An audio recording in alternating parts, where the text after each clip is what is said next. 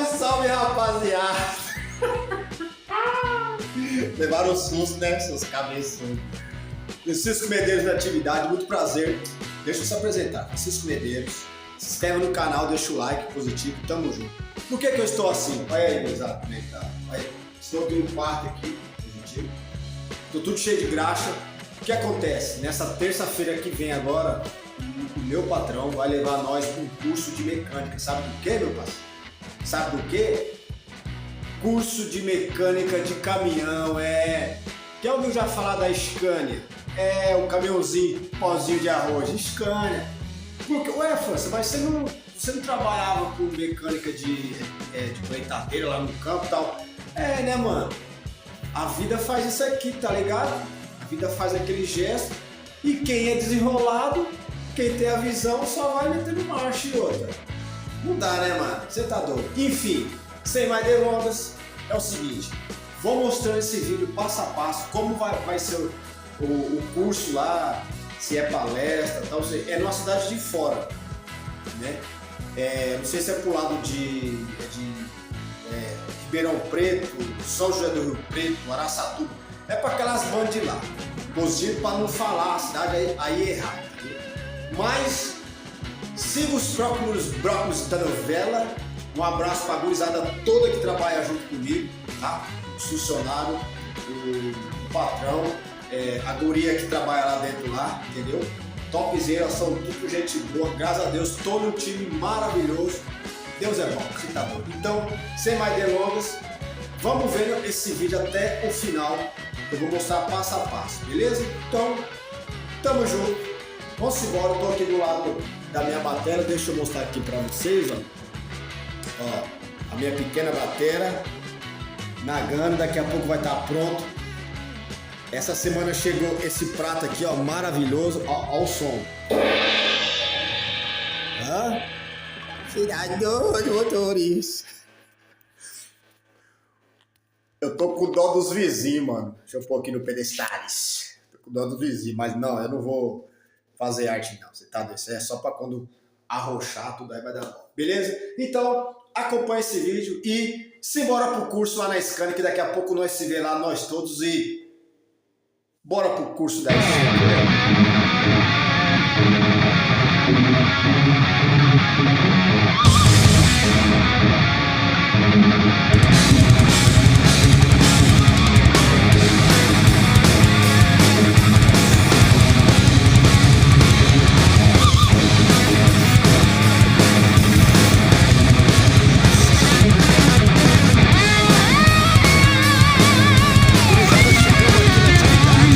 A viatura gurizada ali, ó.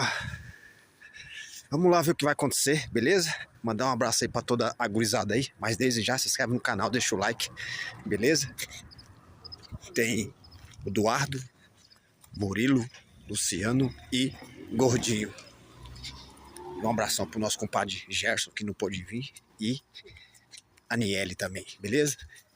E eu, Francisco Medeiros. Então, vou mostrar lá pra vocês lá dentro, lá como vai ser. Positivo? Chegamos aqui na atividade. Vamos ver como é que é esse curso aí. Caminhãozão Scania, vários carros aí na atividade. Positivo. Mó rolê pra chegar aqui. Mó rolê, mó, você tá doido, bicho. No fim do mundo. Aqui, ó, escola. Gurizada aí, positivo. Então vamos ver o que vai acontecer. Tem muito silêncio né, dessas horas. Daqui a pouco eu mostro mais pra vocês aí, positivo. Vem com nós, curso aqui sobre Scania. Motores a diesel, Scania.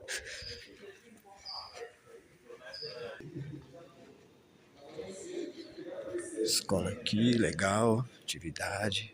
Vamos aí vai ser legal aqui esse curso.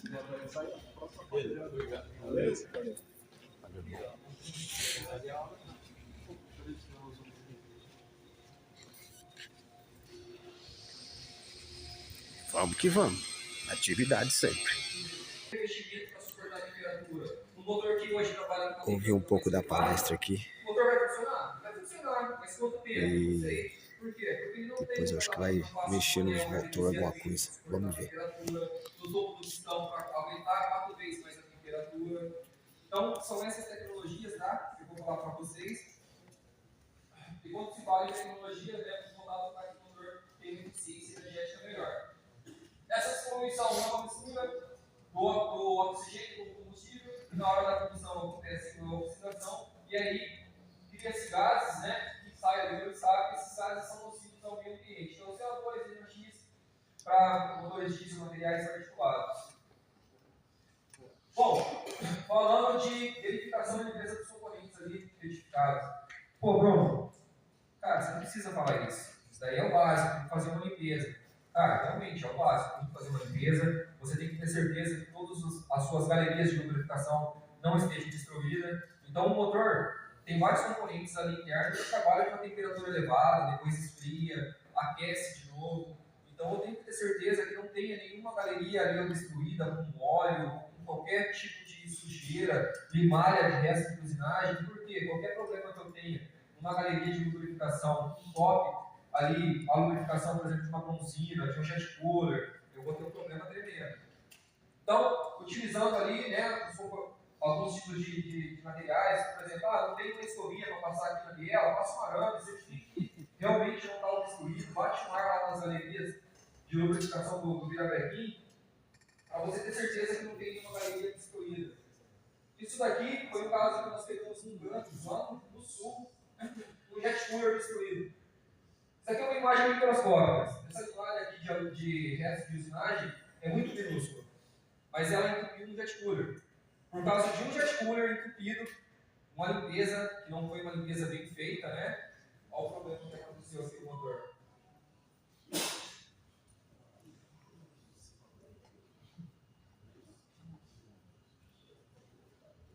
Então, pô, Bruno, uma limpeza é básica, cara. Vou falar isso para esse cara aqui, ó. Esse dono desse motor. E por causa de uma limpeza que não foi feita pelo mecânico ou pela retífica, e a bronzina, a folga radial está menos do que deveria. Medir o eixo está correto, medir o alojamento está correto, o parafuso, o torque está correto. Cara, o problema se pode estar onde? Na bronzina. E aí o que eu faço? Aí eu tenho um argumento para falar com a fábrica, com os 0800, para falar com a fábrica que a bronzina está com uma espessura errada. Eu medi o eixo está correto, medi o alojamento está correto. Então, o erro só pode estar na bronzina. Ou vice-versa. Medir a bronzina está correta, medir o eixo está errado. Pô, eu posso falar lá para a retífica, você botou uma medida aqui, a medida está maior, está menor. Então, somente medindo eu vou ter esse argumento para falar com uma fábrica, com uma retífica, e ter certeza daquilo que eu estou montando, né, que vai estar correto. E por que medir uma peça nova?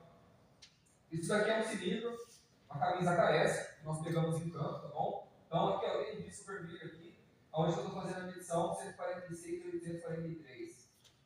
A ovalização máxima para esse diâmetro aqui, a máxima permissível seria de 1 centésimo. Medindo a 90 graus, eu peguei uma ovalização de 1 décimo, 10 vezes maior. Cara, essa peça saiu assim da KS? Provavelmente não.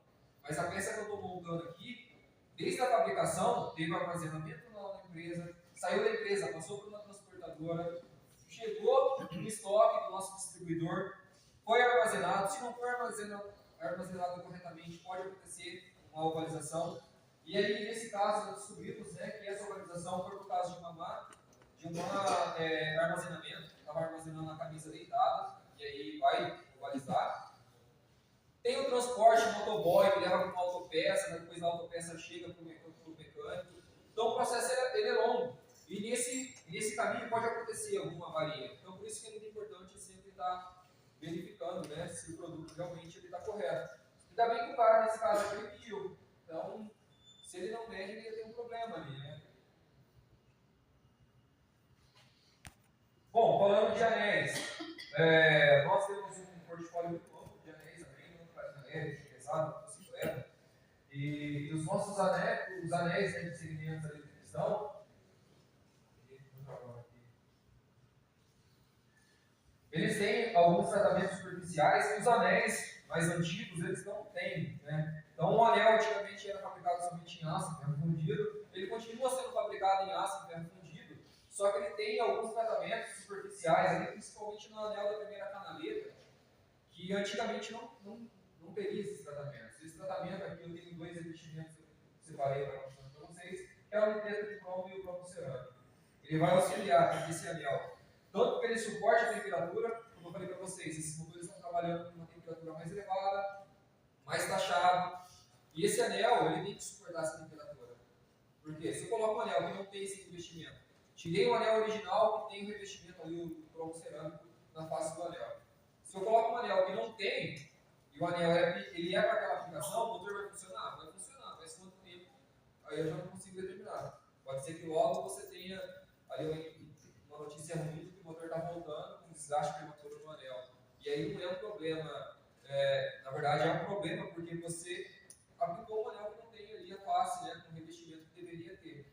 Esses revestimentos são muito bons para suportar a temperatura, reduzir o atrito. O motor rodando com menos atrito é um motor que consome menos e ele vai poluir menos também. Só que esses anéis, esses tratamentos, eles não são fabricados para que o motor ele tenha uma resistência a contato metálico. Então é muito importante que esses motores que trabalham com esses anéis mais novos, né, com anéis com revestimento, eles têm que trabalhar também com um provimento bem feito. Ele vai fazer essa vedação. É o anel que mais sofre com a temperatura. Por quê? Porque ele também tem a função de dissipar a temperatura. O anel da primeira canaleta, ele é responsável por dissipar mais da metade da temperatura que está sendo gerada lá na hora da combustão. Ele tem um revestimento de cromo cerâmico na face, atendendo a norma de edição Euro 5, né? Então ele auxilia para que esse anel tenha uma resistência maior à temperatura. Pô, não tem um anel mais duro, um anel mais mole, cara. O anel, o processo de montagem do anel, a única medição que você tem que fazer é a folga entre canaleta e anel e o gap do anel, que seria a folga tangencial do anel. Pô, eu comparei aqui um anel da primeira canaleta com outro anel da primeira canaleta e aí eu tô vendo que os gaps são diferentes. Um parece que está mais aberto que o outro. Não, você tem que verificar dentro do cilindro. Então você vai montar o anel lá no cilindro e aí com o calibre de lâmina você vem e mede esse gap. Está em dúvida sobre o gap que vocês encontrou? Ligue para a fábrica, seja KS, seja qualquer outra fábrica. Ligue para os 0800 da fábrica e tire essa dúvida. Porque às vezes você está montando, por exemplo, um anel KS e está com uma tabelinha lá do nosso concorrente. A informação que está no nosso concorrente não está batendo certinho com a informação da KS. Não quer dizer que nenhum dos dois está errado, tá? Então a gente já tem ciência disso, já pegou muito isso no campo. Pessoas também que estão utilizando o anel do concorrente com a tabelinha KS e aí, pô, o anel do concorrente está errado. Não está. Você tem que ligar lá no 0800 e tirar essa dúvida ali da abertura com o fabricante. Às vezes, por questão de dilatação, o gap tinha com a fabricante ali vai dar, por exemplo, de 25 a 55, a da outra vai dar de 30 a 55, de 30 a 60. Então, isso pode acontecer. Se você tiver em dúvida, liga ali no 0800 da empresa. Se você, na hora da montagem, fazia uma força maior do que deveria e abria ali mais do que deveria, se é um anel de aço, eu vou acabar vedando a outra extremidade do anel. Ou se eu monto dessa maneira aqui, contorcionando, por ele ser de aço, às vezes as pontas vai ficar desencontradas, como mostra aqui, ó, e o anel ele trabalha contorcionando dentro da canaleta de pressão. E aí, pela ponta está desencontrada, da torta, possa ser que ele traga um gire. O brunimento do cilindro faz com que o anel ele gire na canaleta de pressão. E aí ele vai travar e ele vai auxiliar para eu ter um encontro de pontas dos anéis, né? E aí vou ter um consumo de óleo elevado, ou o motor vai perder potência. Então é muito importante utilizar a ferramenta correta, né? Ou quando eu abro ele demais, possa ser que eu danifique a outra parte do anel, e aí dentro do cilindro, a olho nu eu não vou conseguir enxergar, mas ele vai ter a outra extremidade deformada. E aqui eu vou ter uma passagem maior de gás ou de óleo. Então é muito importante tá fazendo uma montagem correta. Ali no anel tem que estar montado no topo do pistão, tá? Já peguei reclamações aí em campo de consumo de óleo na hora que vou acompanhar a desmontagem ali. Ou o gap, as aberturas na hora que eu tiro ali do pistão, o motor ele só trabalhando na marcha lenta, nem saiu da oficina. Os gaps estão muito próximos um do outro, ou já peguei casos também do anel ter montado invertido.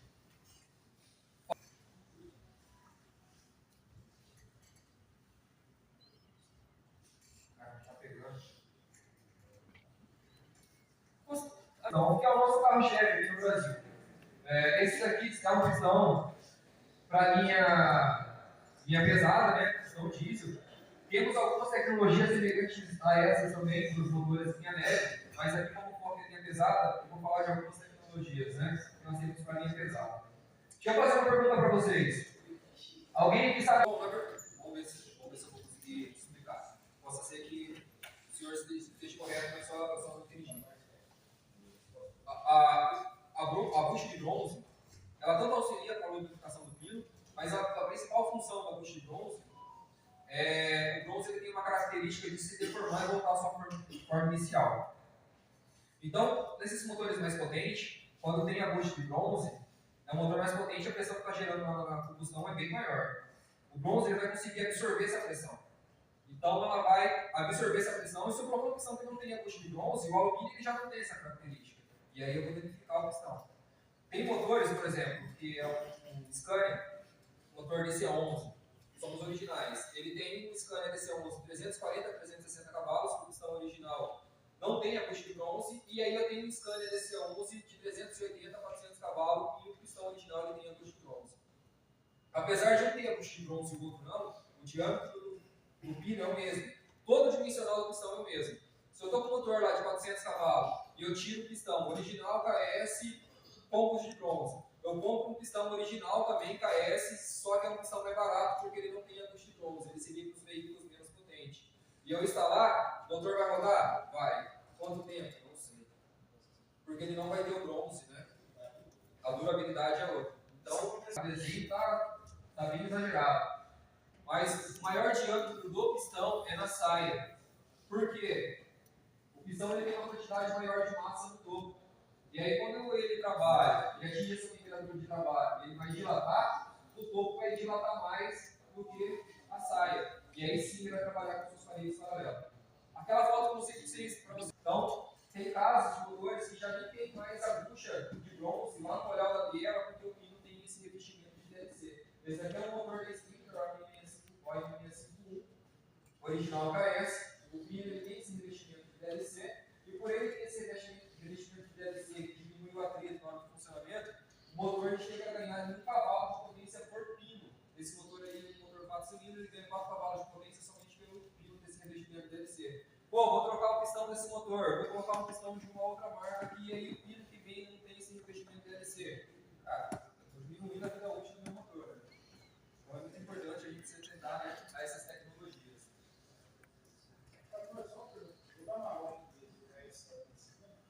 Da Maroc, o pino, aí eu não vou lembrar de cabeça se tem revestimento de DLC. Pois é, gurizada, acabou aí o curso aí, vocês poderão ver aí um pouco da palestra aí. E vai ter os caras na resenha aqui. E aí os meninos estavam falando ali que no fim ali que ia ter, se a gente querer fazer um curso lá na empresa deles lá tal, lá na Infirmo, é gratuito, entendeu? É gratuito e é tudo por conta lá da empresa, 4 dias. Aí o patrão nosso aqui falou que vai providenciar isso aí. Aí ganhamos um kitzinho, ó, um bonezinho aqui, nós todos aqui e tal. Mais algum brindezinho aí e tal, pá, entendeu? E o patrão vai mexer o moio aí pra ver se a gente faz esse curso topzera aí. 4 dias, tudo por conta lá da empresa, mexer, como montar, desmontar motor, tudo sobre nessa parte, entendeu? Então, o videozão foi isso aí, a gurizada lá dentro, lá, na atividade, beleza? Um abraço, tamo junto, se inscreve no canal, deixa o like, até mais, é nóis, simbora, até mais, próximo, tudo de bom.